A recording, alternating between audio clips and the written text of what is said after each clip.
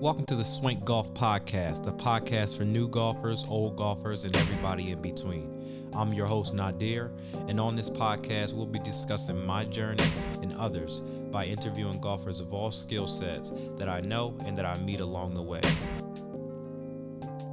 All right, welcome to the Swank Golf Podcast. I got a real good one for y'all. As usual, we're here to talk shop, we're here to talk golf. I'm sitting here with a good friend of mine, also my college roommate.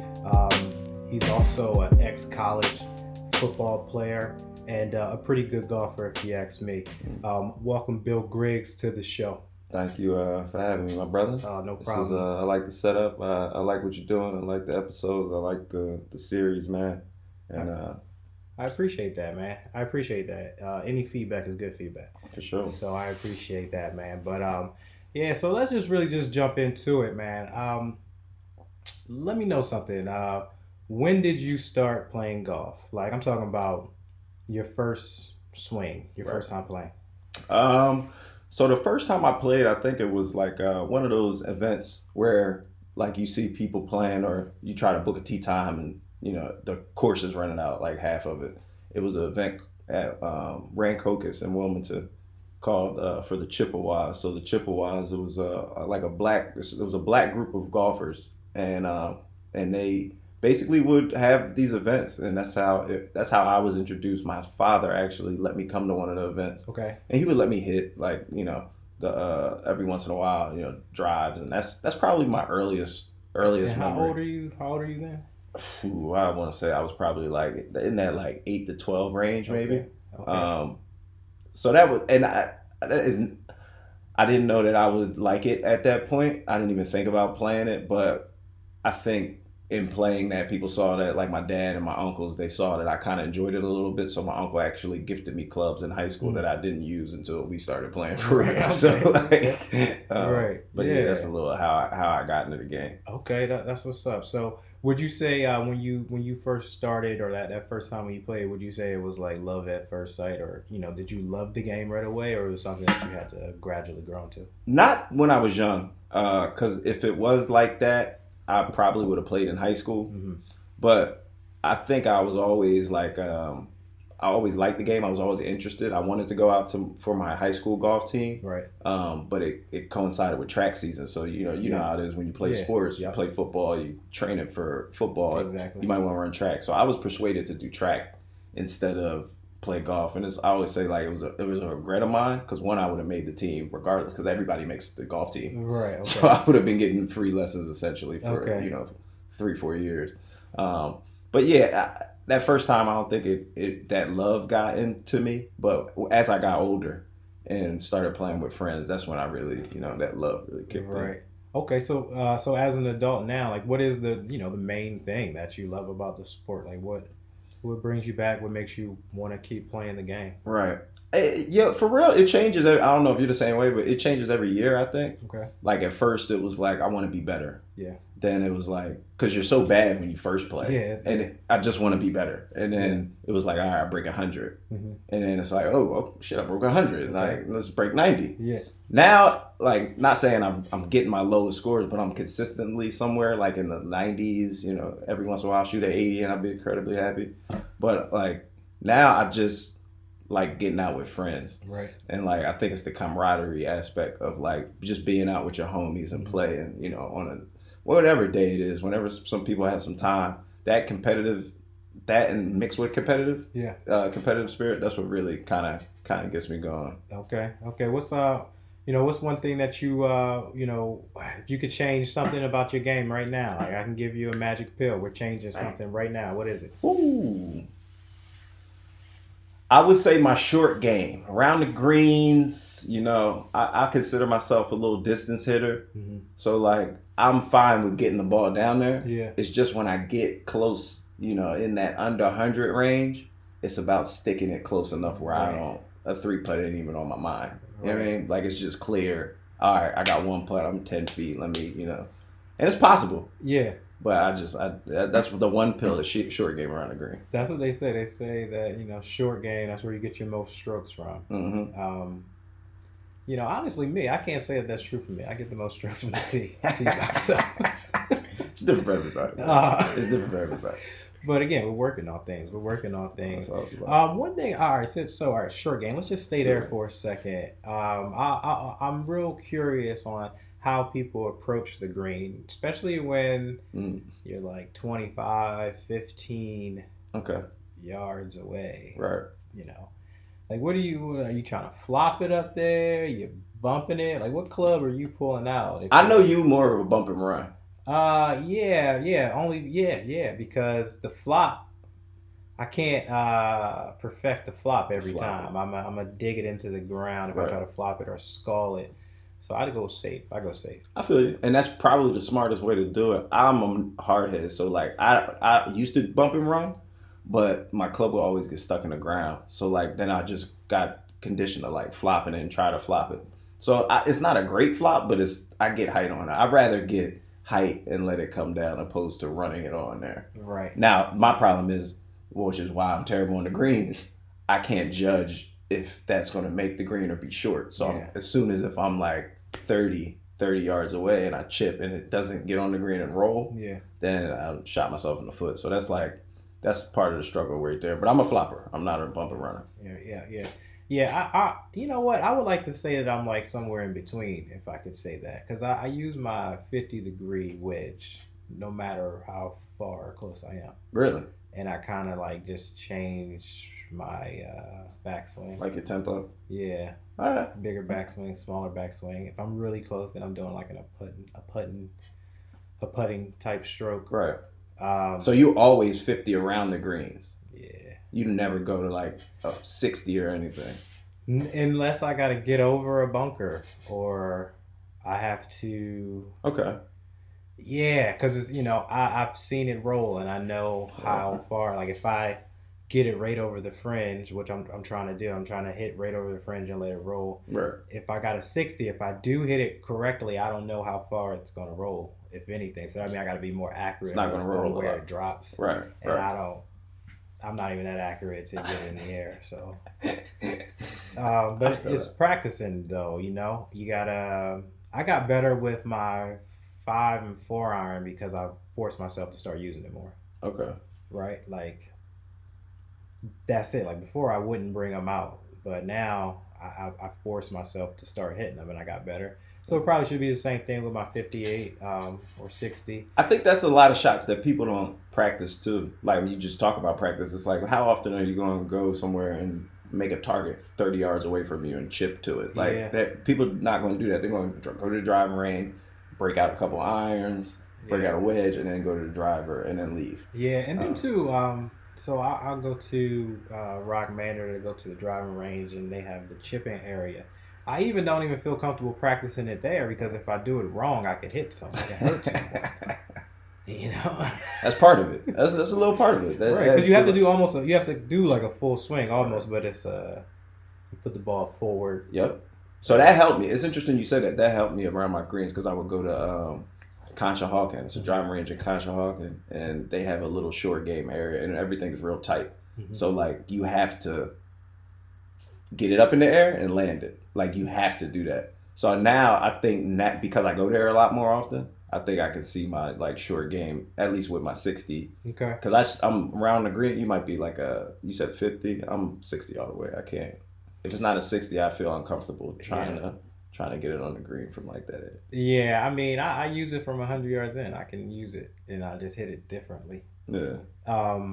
My 54, I sometimes I use that. I'm gonna be honest with you. If it's 80 yards out, 75 yards out, a full 54 is what I'm doing there. That makes sense. But especially with your swing. I've seen your swing. It's real controlled. And, So, all right. Well, let me ask you this question. Mm-hmm. For someone that's just getting into the game, they're about to start this year. This is their first season. What would be the first thing that you tell them to do outside of getting clubs? Let's say that they got some clubs. Okay. They got equipment. They got the equipment. What do they do? What do they do next? I would say just go to the driving range. Like one thing, and I tell this to a lot of people that are trying to get in the game, they see us play and they're like, yo, I'm trying to get out. It's like, cool, but this ain't like basketball. Like This ain't, yo, let's get our ball and let's go over there. Or like even baseball, football, play a catch. This is like, get your equipment, spend some time with it, go to the range, you know, hit balls, because it's all about contact. If you can't hit the ball, you know, then what are we really doing? So go there, get comfortable, hit the ball, and then you can start, like, you know, figuring out how to stand, figuring out different things, researching different things. But just get your clubs and spend time at the range, because not everybody going to come to the range with you. It's like one of them things you get better in silence. Yeah. I want to go to the range more this year, because when I started, I lived at the range, and then I got like addicted to this little 9-hole that we go to, and I was like, oh, well, this is my practice. Yeah. But it's like I'm only hit my driver like twice, right? And then it's like, so how much practice am I getting? So I want to go to the range more this year. Yeah.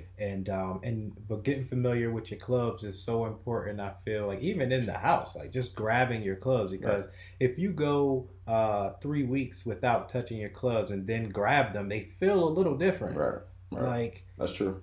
Just getting familiar with holding the clubs is so key, so important. Especially when you're playing, for sure. When you're just starting, I should say. Yeah. When you're just starting, you got to learn. Like in football, I used to sleep with a football in my bed, like in high school, to like just get used to like having it around. Right. So like it's the same thing. It's literally the same thing. You gotta, like you said, you're in the crib, grab like when you're in the house, if you're shooting, jump shots, whatever, even air swings, all that stuff. I talk about in the wintertime what I do, like, I have a little mat and some rubber foam balls that I hit.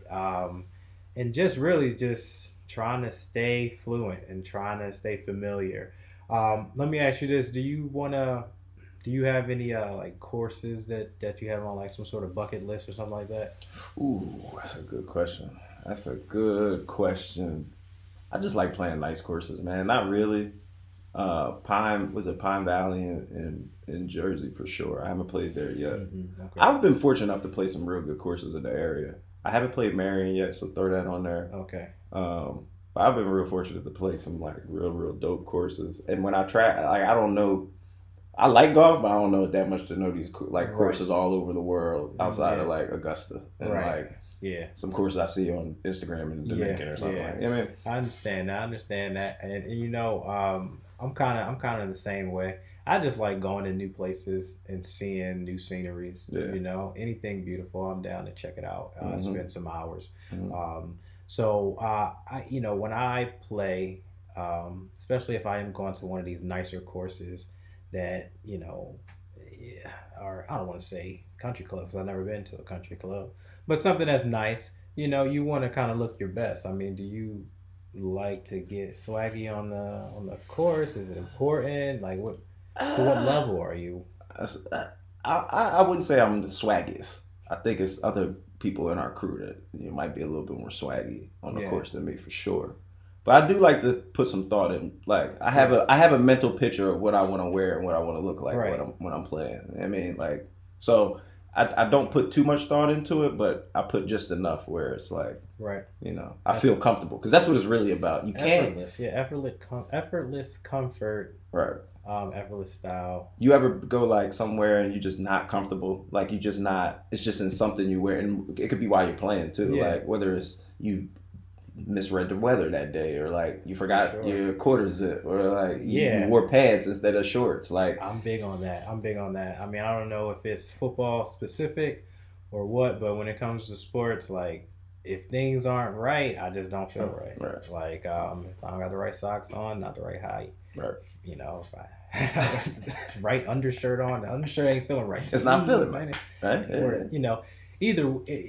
so it can affect a performance to a certain extent. I can say when I first started, in your mind you got like a look of what golf looks like, right? And then, like, I think that we're fortunate because right now so many brands that's coming out with so many different things and meshing modern looks with old looks and bringing in sport attire and crossing genres with stuff. I think we're fortunate to be in that era. But when I first started, finding collared shirts or polo shirts that I liked, and then like the ones I liked, they're like $70, $80. Like, hold on, wait. I'm just getting started.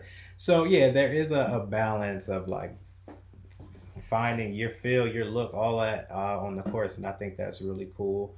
I will say it's definitely what made me want to step my dress game up though is going to them country clubs because like when you get invited to some of them joints, you just want to look the best. Like you want to look possibly the best. I can't. It sounds so like vain, but like it you just want to present yourself because I ain't gonna lie, like it's intimidating in some of these country clubs. Like it's very prestigious. These are people that pay a lot of money to be there. Like keep it real. Like so you still want to be. You not only don't want to embarrass who you with or who invited you. Yeah. But you want to hold yourself to like, like you're supposed to be there. Right. Like act like you, but it's the same term, act like you've been there before. Like, exactly. So I think that kind of made me want to like step up the golf game, step up the right polos. I like, get the right belt. I look at belts differently now. Like, let me, that's a brown. I like that. Let me tell you how I feel about that. Now, for example, like the shoes, what are they? The wingtip looking type shoes. Oh yeah. The foot George joints that are like, well, they make them, but it's a cut. Yeah. Those shoes, they look great. Like Tiger Woods, the ones that he just came out with, I like them. Yeah. But I don't think my game is good enough to come that drippy. Like I don't think that I could show up. You know what I mean? That drippy. Right. Because you don't want to be that guy. Because I don't want to be that guy that steps out where I'm so fly, but on a traditional level. I feel like once you start getting real fly in the golf traditional level, your game got to kind of match that. I feel that. Where like, look, if I'm wearing J's, I'm letting you know that I'm a novice. I'm just here to have a good time. You know what I mean? And I'm okay with that. I'm okay with it. Right, you know what I mean? I don't want to fake the funk because, if you go listen to episode 5 or something like that, I've been on a tee box and embarrassed myself in front of a bunch of people. And I would hate to have, look like I'm supposed to be something, right? And I'm not. Right. Yeah, man, that's real cool. So what about as far as equipment, though? Are you big on, like, making sure that you got the right equipment, the right clubs, like finding the right stuff? Yeah, definitely. And that's one of the investments that I made as I started playing more, too, is, like, making an investment in a new driver. Because, like, once we first started playing, like, we're, like, mismatching stuff like all right, these clubs I like this, I like these are used but they're not $1,000, so I'm gonna get finding wedges and finding clubs. But as I this last year I made 2 investments in a driver and another like fairway wood, and I definitely, it made me want to update more of my bag. Like go to my irons, which I bought from a friend who was a country club guy, and he gave me a great deal on them, but like hand-me-down stuff. Now I want my own iron, like some irons I can go somewhere, get fitted, get custom fitted for. Rip the plastic off of them. Yeah, facts. So I'm not crazy big on equipment, but I'm big in that sense, and I'm like one brand. Like I can't have I'm not. I don't do that. Like tailor-made wedge and a ping driver with some Vokey, closed with. Nah, I don't do that. I gotta go all one brand. I won't name that one until they want to be part of the show. But I gotta go all one brand. I understand that. Yeah, I keep it in the sections. Like my irons all the same, wedges all the same, woods for the most part. I want to try a 7-wood. That was one of my purchases. That was my last purchase. I would highly recommend it. Okay, yeah. I would like to try. I mean, I've swung a Maverick 7-wood, Callaway Maverick before. Yeah. But like to really like check it out, I know that Ping makes a good one. 7-woods. What I would say about a 7-wood is it's a perfect club for us because it's damn near impossible to lose a ball. Like as long as you know how to aim, it's almost impossible to lose a ball because the dispersion of where it goes, it's not going to go like a driver. You can hit that joint, it's going to make a sharp right turn. Right. 7 was a little bit differently. If it curves, you'll be about 20 yards off the where you thought you would be. Okay. Either way, left or right. That's how I feel, and it's always never going to go crazy farther than you think. Okay. Like right. You're going to know that it's. If you're going for 220, this is just me. Like if a shot's 220, I'm like, all right, I could probably take a 7-wood. I can not hit it clean, and it'll still be 30 yards short, but to the right, or like not in like trouble in a bunker or something. Like it'll be right there. That's why I like a 7-wood, man. That's That's what I'm saying to anybody that's thinking about a 7-wood. Right. Because a lot of pros use them. So that's yeah. kind I've of... noticed that. Over the course of the past couple of years, I watch golf every weekend when it starts going. Okay. Like I just got like that maybe 2 years ago. I can't even. I've probably never watched golf until 2-3 years ago. But like 2 years ago, I'm watching every weekend when I'm with the kids and I'm in the house. Yeah. I'm watching golf, so I'm listening. I'm trying to ear hustle the caddies. That's big, man. That's a great point. Yeah, that's a great point. And look, as far as I'm concerned, I'm behind. So I'm trying to gain as much knowledge as I can. Trying to get my boys into it soon. Let me ask you this: with the growth of golf and the different formats that are coming out and live and TGI, all those different things. How do you feel about the growth of golf and it being inclusive?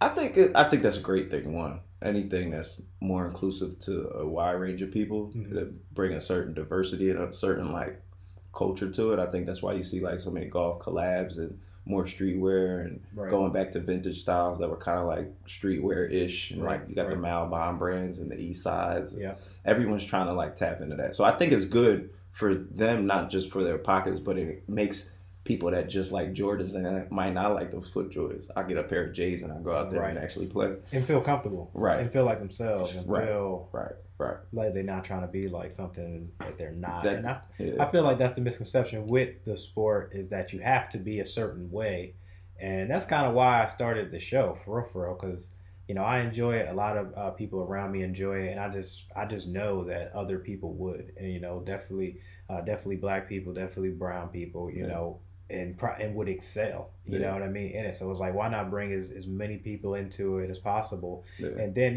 race aside, culture too is because like I said in another episode, just geographically, it might not just be accessible to certain people. Might not have the circle around them to get them into it. When I moved back to the East Coast, had you guys not been playing, who knows if I would be into it as much as I am now. So I'm into it, and I'm glad that it's growing. I will say one thing, and I think we do have to be cognizant and careful of like saying like growing, because it almost gives the illusion that black people were in the sport before. And I do like to make it extremely clear, and not just black people. Example, when we went to Art Basel in Miami, we played at a course. I had no idea, but it was owned by Indians.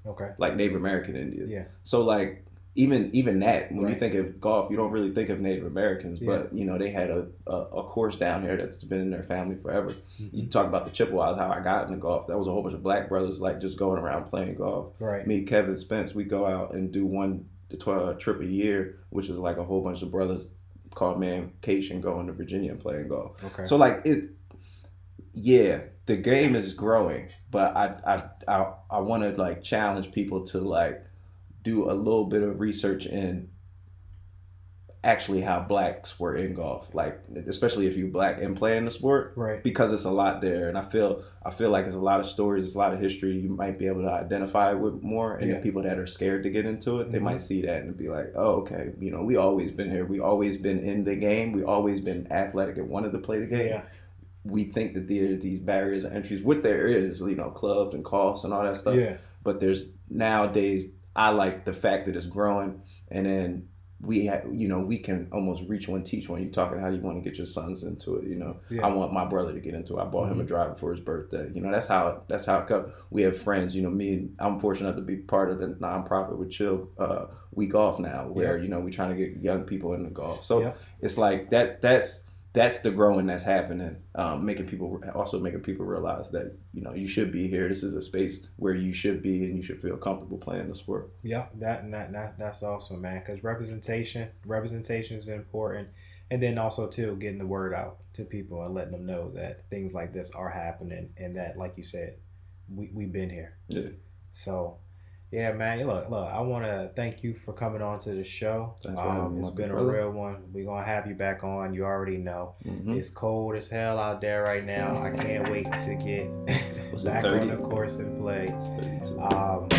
But yeah, man. So I'll talk to you all later. Peace.